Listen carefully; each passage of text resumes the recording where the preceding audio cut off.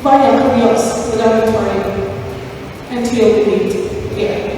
Sakit nga na maalam ang pamilya, mga higala ug katrabaho ni Victor Capistrano atul sa iyang lubong kaganihang buntag. Si Capistrano, empleyado sa Lamitan City Hall nga nahimong personal assistant ni kanhi Mayor Rosita Furigaoy nga namatay usab atul sa Ateneo de Davao shooting niadtong Hulyo 24. Gatusan ka mga taga Lamitan City ang mikampanya sa paghatod kang Capistrano sa Colonia Cemetery sa Lamitan City. Usa kami sa ang gihalad alang kang Capistrano. Samta ang suspitsado sa pagkamatay ni Capistrano, Furigay ug sa security guard nga si Genevieve Bandiala ana-ana karon sa Bureau of Jail Management and Penology. Sino ba naman ang hindi nakakakilala sa kanya? He is loved by people of all ages, from all walks of life, regardless of faith and gender orientation. Sa dami ng kanyang kakilala, binibiro namin na pwede na siyang makapagsulat. Sa bawat isa sa amin, especially those who really impact in our lives, we can say he is really lost.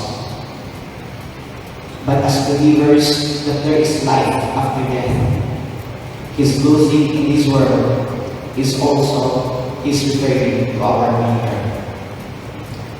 So in this final moment with his remains, we want to recall our fond memories with him. Everyone knows he is a jolly person, bien bromista. He is good at entertaining because he wants us to see life from a happy perspective. Grief. Kagahapon, atul sa flag raising ceremony sa Lamitan City, namulong si Mayor Roderick Furigay sa iyang mga empleyado nga magpabiling kalmado ug malinawon ug dili basta-basta mutuo sa nagkalat nga impormasyon sa social media. Nanawagan usab si Mayor Furigay. I call on the government to bring justice not just for Mayor Rose, not just for Victor, not just for the Ateneo Guard, but to the late Rolando Yumol, but to the Lamitan Auxerol.